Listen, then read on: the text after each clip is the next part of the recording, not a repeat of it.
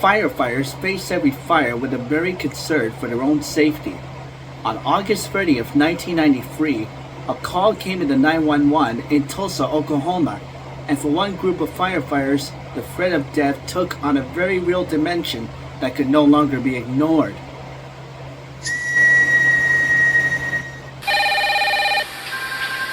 "10:03 p.m.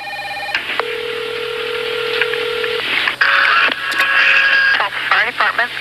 You probably already know, but we can see that a house is burning behind our house. Okay, and it's a house fire? Yes. Do you know if anyone is inside? No, because it's like a street or two behind us. We can see the flame. Okay, we're on the way. Thank you. It's engine 32, engine 29, engine 28, engine 23, engine 6, ladder 29, ladder 28, district 5. Fire next order 704, map page 196. 9 responding company. We've got visible flame, smoke. It's fully involved. We're going to need a line, and we need next in company to do some spark control. After 13 years with the Tulsa Fire Department, Tom Nicholas was a captain. Among the 3 men under his command that night was 29-year-old Darrell Eccles. Daryl. All of us guys are close, but I've always looked up to Tom, being the aggressive firefighter that he is. About a third of the house was on fire all over the garage, and we noticed there was a window over the garage. But we didn't know if there was people there or not, so we felt it very important to get up into the attic to get to the bedroom we thought was there. All right, get in here, lay it out. Ronnie had the hose line, and Tom and I were backing him up. Get up there and steal, right? There's fire everywhere. There you go. Go across and steal it. Check the house on either side for exposure. Like Darrell, Ron Wilson had only been a firefighter for 3 years. Ronnie, go get the ladder, all right? Normal procedure is to go in and do an interior attack. And Captain Nicholas, it's his call to decide whether it's too dangerous. Darrell went up the ladder first, Captain Nicholas followed him, and then I went up. When we got up there, we realized it wasn't a bedroom, it was an attic. Hey, keep an eye on it. Some people fight it from the outside with foam, and we go inside, try to push the fire out. Go ahead and pull the freaking act off and head to the front door. Hey, Firefighter! Okay, watch the ceiling. It's coming across. We've advanced probably 20 or 30 feet into the attic of the house. Tom grabbed me on the shoulder. His feet were on fire. The fire was starting to come to the floor. Get her out back here. Get her out. We both enjoyed fighting fire quite a bit. Let's go. We high-fived, started having a good time. All right. Get in. There it is. It's not across. We're getting there. It's hot now.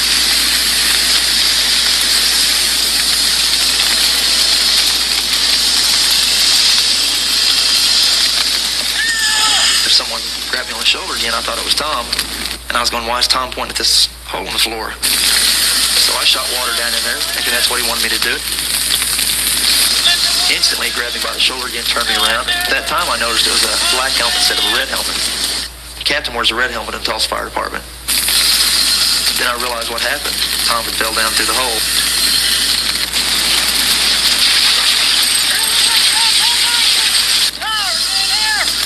There were 3 rooms that he could have fallen in from where he was located in the attic. I'm out of here. I gotta lose this man. Our bells started ringing and we were running out of oxygen at that time. Tom! We were breathing poisonous gases, a lot of heat. Tom! We knew that since we had ran out of air, that he had to be out of air, because all 3 of us had been up there the same amount of time. You guys seen Tom? I heard another firefighter say, they've got him, he's out. Hey! Tom! You out here? Have you seen Captain Tom Nicholas? No, I haven't. This is when I started worrying about Tom because we didn't find him. 8 minutes had passed since Tom had disappeared through the floor of the attic. Go ahead and send him out here. We have a firefighter that's fallen. It was almost the point of panic. Come on, we gotta go. I didn't really have time to think, is he dead? Is he alive? I just knew he was still in there and we had to get him. No. Firefighter David Casey joined in the search. Captain Nicholas, he's a friend of mine. And I thought, this can't be. This is not happening. It felt like a nightmare. At this point, it was fully involved. Under normal situations, you would never go into a house that was this bad. Tom! Talk to us, buddy! I know you're in here! Do we have a status on our injury? Not yet. We're still trying to locate him. Guys, I got a range on my right. I'm gonna search it out. It was a real confusing floor plan. Tom! Tom! I began feeling the walls.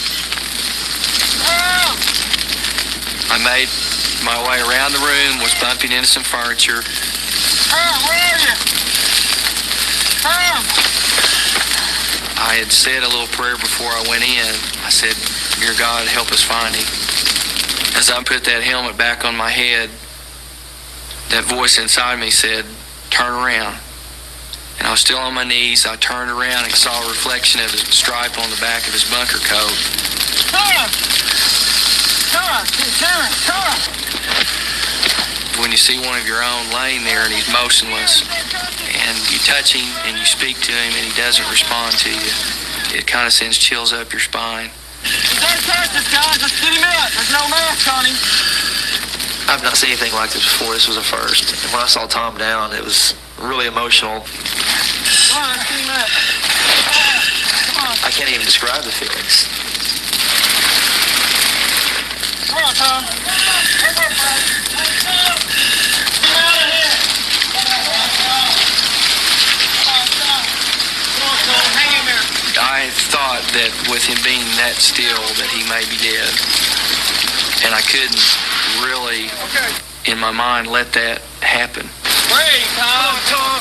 Breathe. I said, I don't think he's breathing. Breathe, everybody. Breathe. Come on. Don't give up, Tom. What are you doing, buddy? Come on, go on. He kind of coughed up, gurgled a little bit.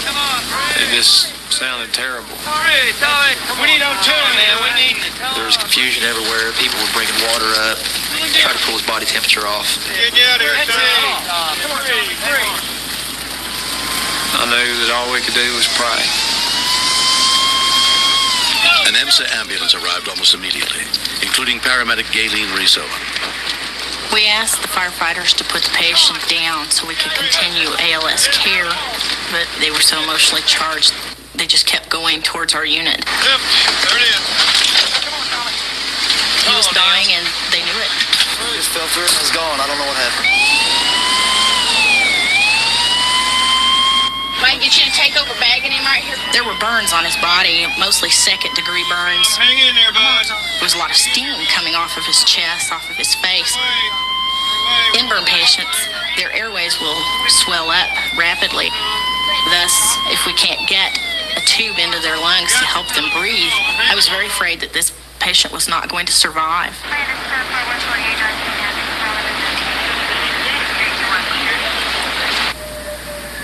35-year-old Tom Nicholas was admitted to St. Francis Hospital under the care of emergency physician Michael Bartlett.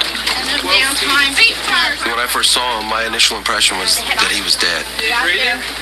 Does he have a pulse? The paramedics were in a somewhat agitated state, realizing that they did not have an airway established. Alan, give me a pressure. To an emergency physician, this is the most frightful period of time that one experiences. What He happened? fell about 12 feet. He was standing up on the rafters. He was totally unconscious in a coma, and he was only breathing 6 times a minute. Somebody get 1,000 of saline. We used a stylet, a small wire that we introduced down into his trachea, and over that we placed the oral tracheal tube. And by that means, in a blind manner, we were able to establish an airway in this gentleman. Tom, this medicine's gonna make you real relaxed. Just take it easy. We knew by x-rays that his back, neck were not injured, but the big concern was what injury had his brain suffered from the lack of oxygen. Charlotte, I know he's going to look back. Tom's wife, Charla, came to be with him as soon as she heard what had happened. If you need anything, I'll be outside. It wasn't reality at all. I thought he was invincible. I kept thinking, how am I going to tell my children? They love him so much. I could not imagine life without him. I thought, how can I go on? Everybody's here. I started thinking to myself, if he's going to have brain damage, I know that he's always told me he would just rather not even be here. We love you, we need you. And I just kept thinking, you've got to pull through. You've got to pull through.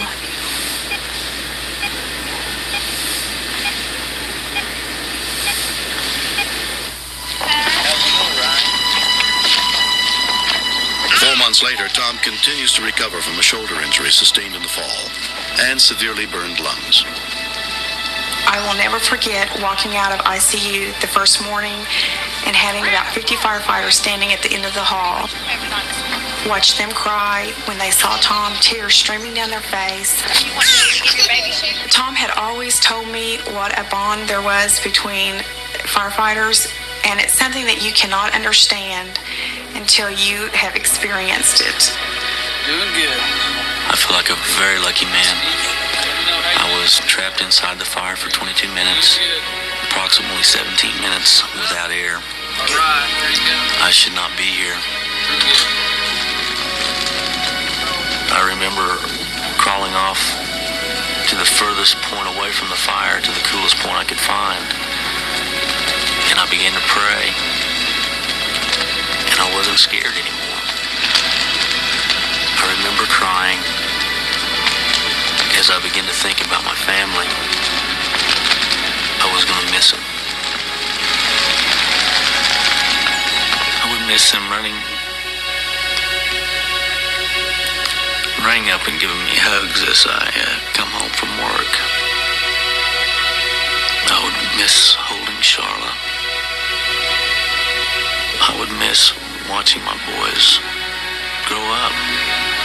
My little girl grow up.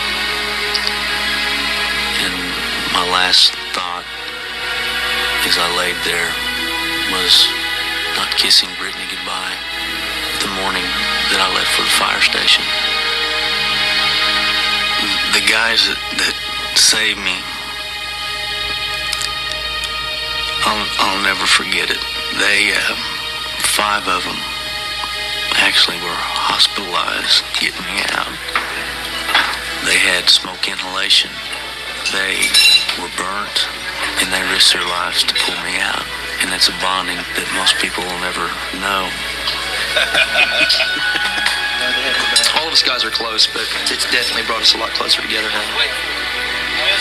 When you save someone's life together, save someone, it's an incredible feeling.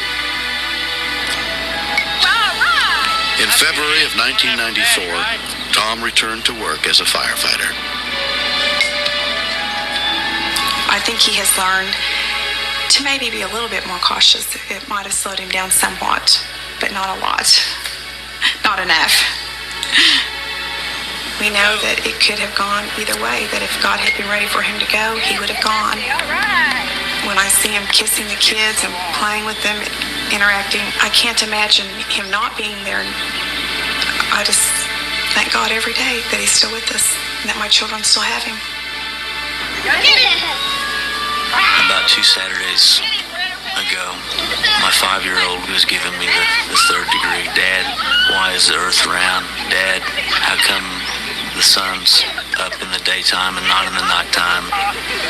And I just became overwhelmed with happiness that I was there to hear this. And I began to cry. And he says, Daddy, what are you crying for? He goes, are you sad? And I said, no. I said, these are tears of happiness. And he didn't understand that, but I do.